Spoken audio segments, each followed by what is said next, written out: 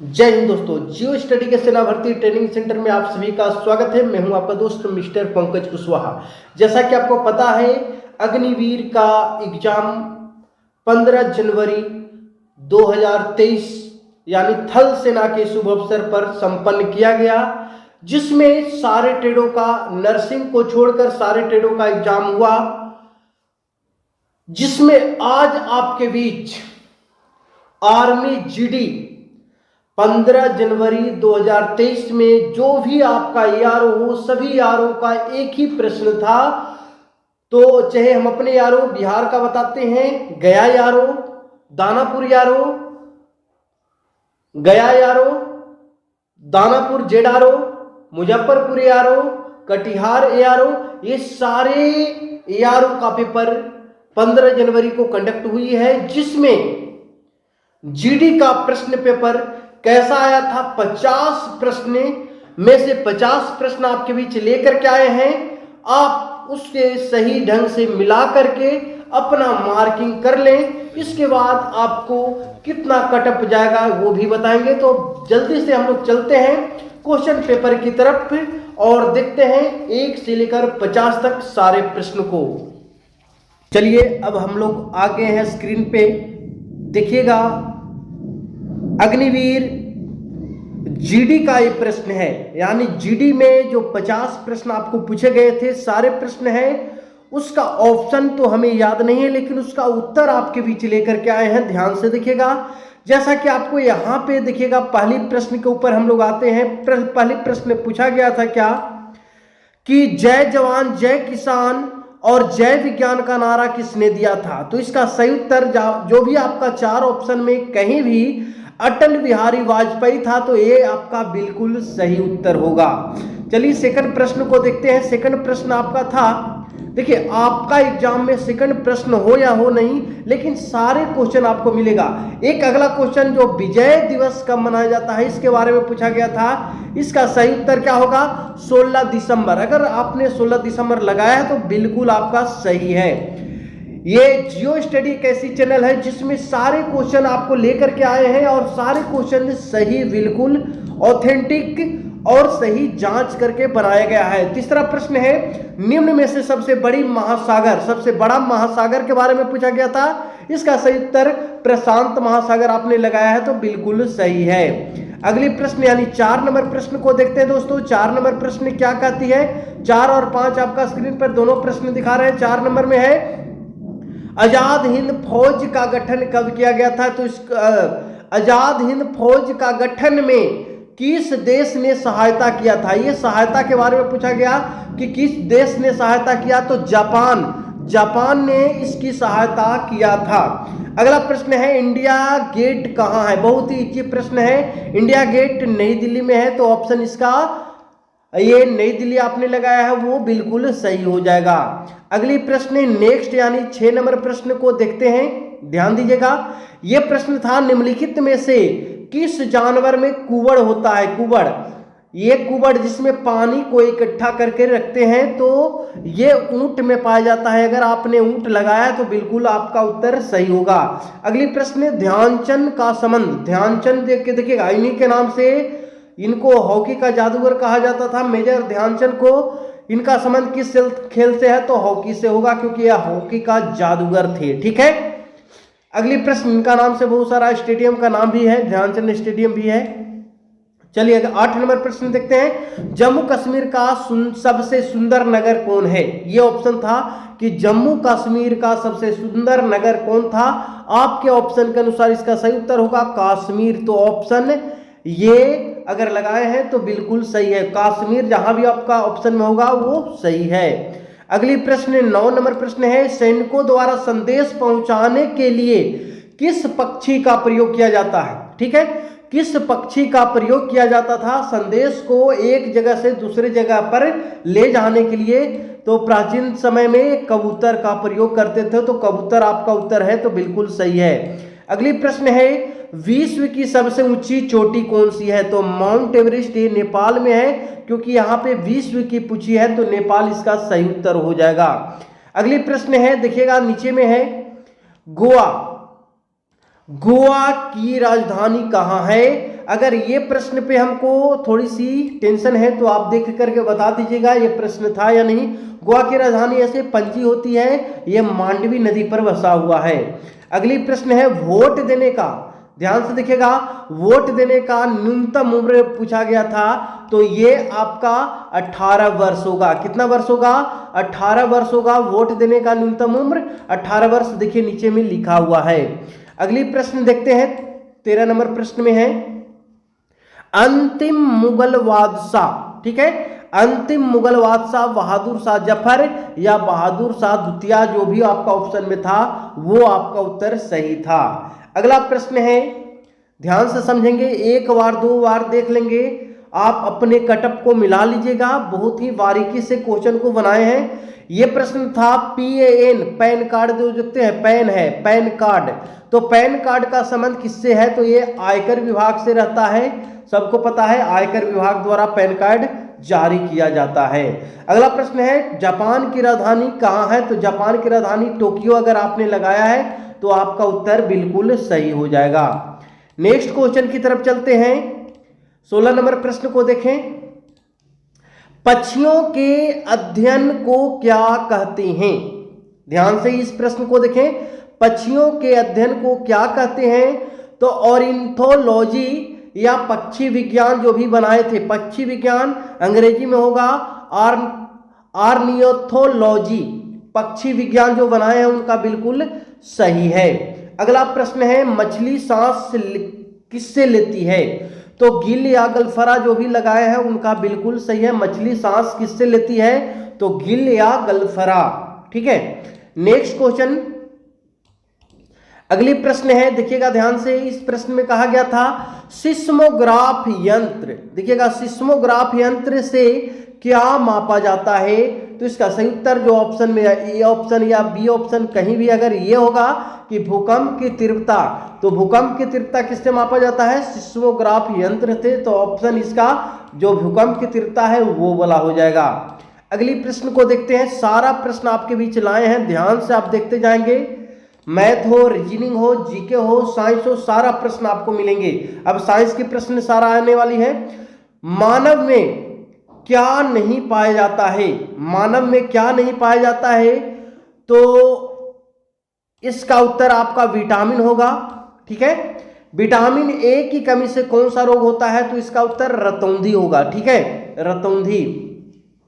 हालांकि इसका जो ऑप्शन है वो ऑप्शन हमको मिल नहीं पाया है, इसीलिए इसका आंसर विटामिन डाल दिए है। अगर आपके पास ऑप्शन इसका होगा तो आप हमें भेजेंगे, ठीक है। अगली प्रश्न है कि पानी में डूबा वस्तु हल्का क्यों प्रतीत होता है? तो क्या होगा इसका आंसर?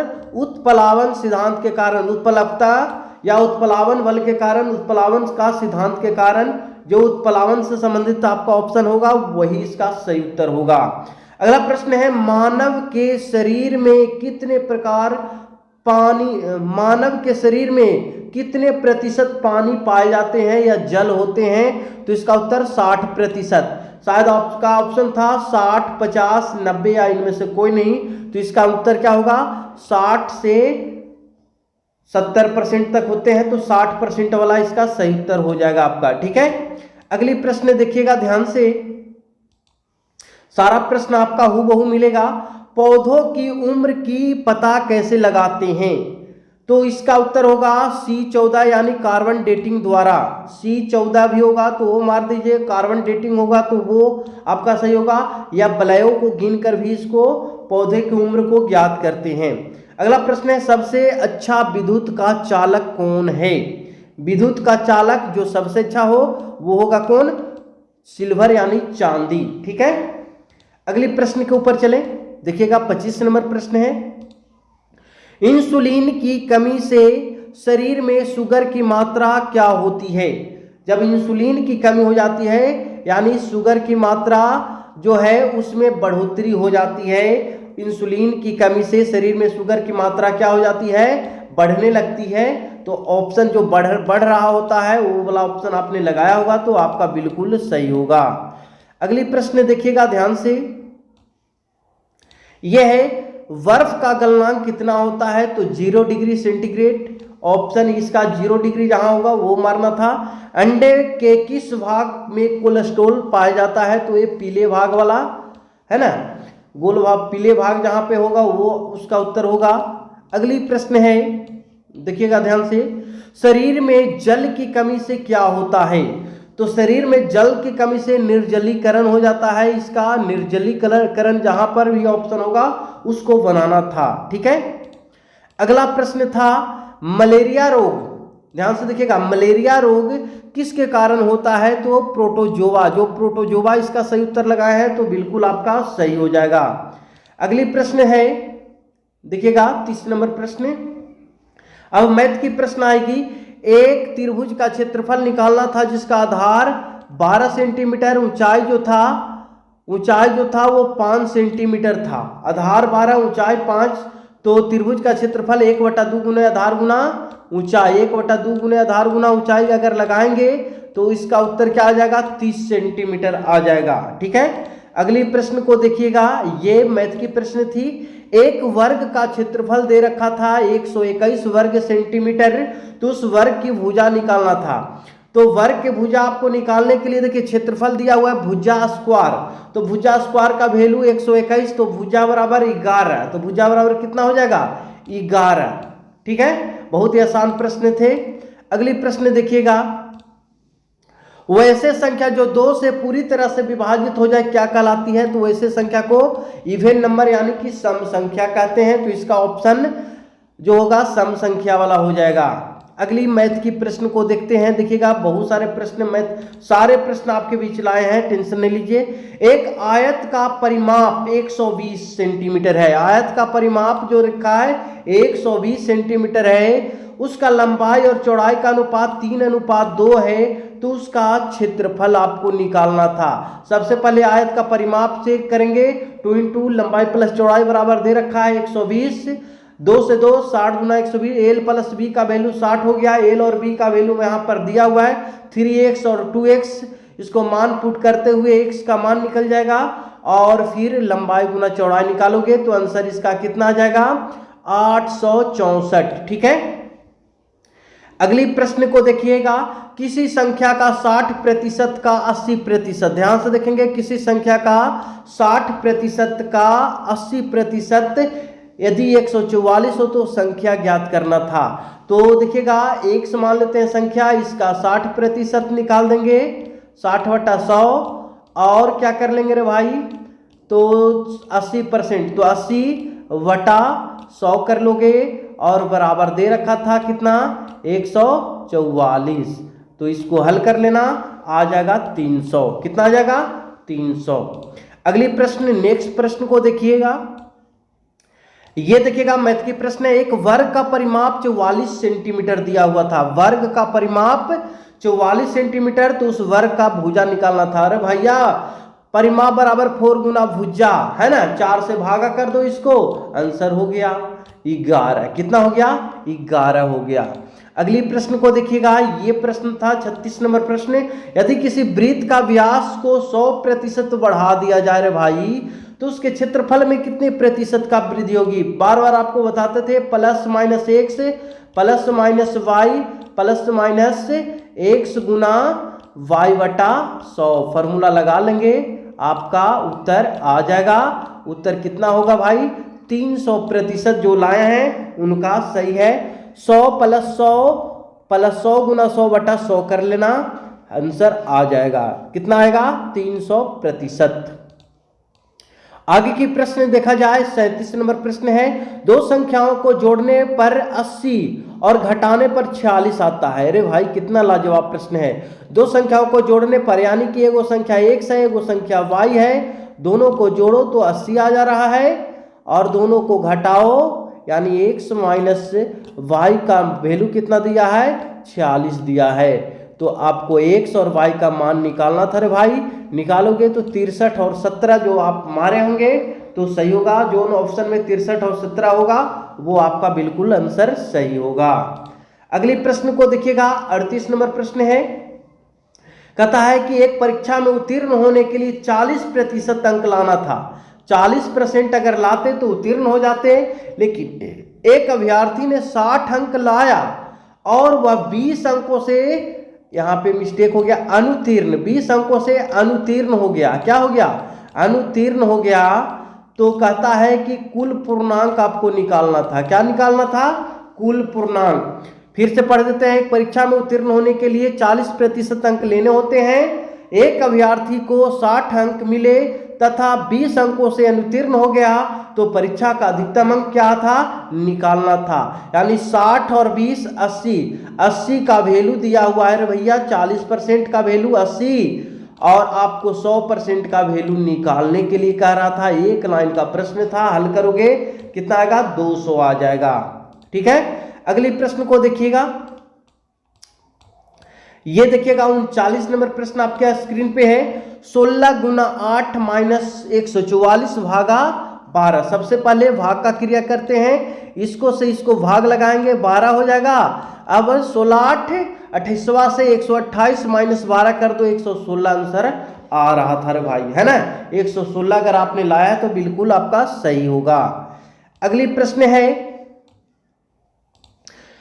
12x माइनस 1 बराबर 143। तो x का मान देखिएगा, सरलीकरण से बहुत सारा प्रश्न पूछे हैं, सरलीकरण और क्षेत्रमिति से बहुत ज्यादा प्रश्न था। मुख्य रूप से सरलीकरण, क्षेत्रमिति और प्रतिशत से प्रश्न पूछे गए थे। 12x माइनस 1 बराबर 143। तो x का मान निकालना था, 1 यहाँ माइनस में उस साइड भेजो, प्लस हो जाएगा 144 और 144 को काट देंगे, 12 मरतबे कट जाएगा, इक्वल टू कितना आंसर? 12। एक लाइन का प्रश्न पूछा था बंधु, कितना मजा आया होगा आप लोग को। चलिए अच्छी बात है। अगली प्रश्न देखते हैं 41 नंबर प्रश्न। -2 के पावर 4, तो 4 का मान निकालना था, यानी कि -2 गुना -2 गुना -2 कितने बार? 4 टाइम्स, है ना, 4 बार। इसको गुना करोगे तो minus minus plus, minus minus plus हो गया, और 2 दूना 4, 4 दूना 8, 8 गुना 16। अगर आपने 16 लाया तो बिल्कुल सही था। अगली प्रश्न देखिएगा, ये 42 नंबर प्रश्न है रे बंधु। 400 का 25%, यानी कि देखो 400 का 1 रुपया का चौथा भाग पूछ रहा है 100 रुपया। कितना आसान था, जब दिमाग लगाते और बन करके तैयार था। ठीक है, 100 इसका उत्तर होगा। अगली प्रश्न है विषम को छांटना था। ये ऑप्शन था 7-35, 15-153, 6-30, 8-40। यानी यहां देखो 7-5-35, 5 टाइम गुना हुआ है, 6-5-30, 5 टाइम गुना हुआ है, 8-5-40, 5 टाइम गुना हुआ है। लेकिन इसको गुना यहाँ पे 5 टाइम करोगे 150 होगा, लेकिन यहाँ पर 153 दे रखा है, तो ये ऑप्शन वाला गड़बड़ था। 15-153 मिस्टेक है। चलिए अगली प्रश्न को देखिएगा। ये ईंट छोटा रूप है, इसका बड़ा रूप है इमारत। उसी तरीका से देखिए, पहले यहाँ पे खाली अगर दिया है, पहले खाली देकर के फिर अनुपात देकर के वर्ण का किया है, तो इसका उत्तर वर्णमाला होगा। क्या होगा? वर्णमाला।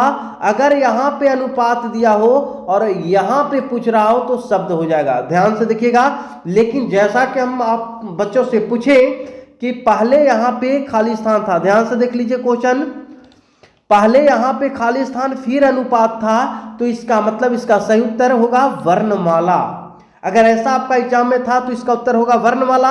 अगर यहाँ पे अनुपात होगा और यहाँ पे खाली स्थान पूछ रहा होगा तो उससे शब्द हो जाएगा, लेकिन यहाँ पे वर्णमाला इसका होगा, क्योंकि पहले खाली स्थान था फिर अनुपात के बाद वर्ण था। ठीक है, वर्ण को अंग्रेजी में लेटर कहते हैं, वर्णमाला को अल्फाबेट कहते हैं। आपको ऐसा नहीं समझ में आ रहा था तो अल्फाबेट से लेटर बनता है, ईंट से इमारत बनता है तो अल्फाबेट से लेटर बन जाता है। ठीक है, अगली प्रश्न को देखा जाए, यह है 45 नंबर प्रश्न। इसमें कहता है रिक्त स्थान को पूरा करना था, टी था, टी का वैल्यू कितना होता है? 20 होता है, 20 से 18 हो गया, 18 से 15 हो गया, यानी 2 कम रहा है, 2 कम रहा है।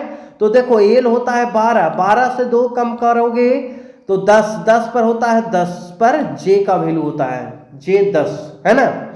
जो 10 पर वैल्यू होता है वही आपका उत्तर बन रहा था, 2 माइनस हो रहे थे। ठीक है, ये देखो, ये राम सिंह की किताब में बहुत बार पूछा गया है कि जिस प्रकार ए वाई एस का संबंध वैट से है, उसी प्रकार वी वाई एस का संबंध किससे होगा, ठीक है। तो यहां देखो वाई एस यहां पर है, तो अंतिम में ए टी हो जाएगा। अब देखो ए से बी हो रहा है, तो बी से क्या हो जाएगा सी, तो सी ए टी हो गया, है ना। तो जैसा कि आपको पता था टोटल 50 प्रश्न थे, जिसमें से हमें 46 प्रश्न ही मिल पाए हैं बच्चों। अगर आपके पास 2-3 प्रश्न और बचे, यानी कि कुल मिलाकर के 4 प्रश्न और बचे हुए हैं, तो कौन सा 4 प्रश्न है वो आप कमेंट बॉक्स में जरूर बता दें, ताकि सारे बच्चों को उनका करेक्शन कितना सही कितना गलत का सही पता चल पाए। यह वीडियो आपको कैसा लगा जरूर बताएंगे, और आपको कटअप पर वीडियो बनाए या नहीं, यानी कि कौन सा यारों का कितना कटअप जाएगा, इसके बारे में भी आपको जानना हो तो जरूर कमेंट करेंगे। चलिए मुलाकात करते हैं अगले वीडियो में, तब तक हमें इजाजत दीजिए। जय हिंद, जय भारत।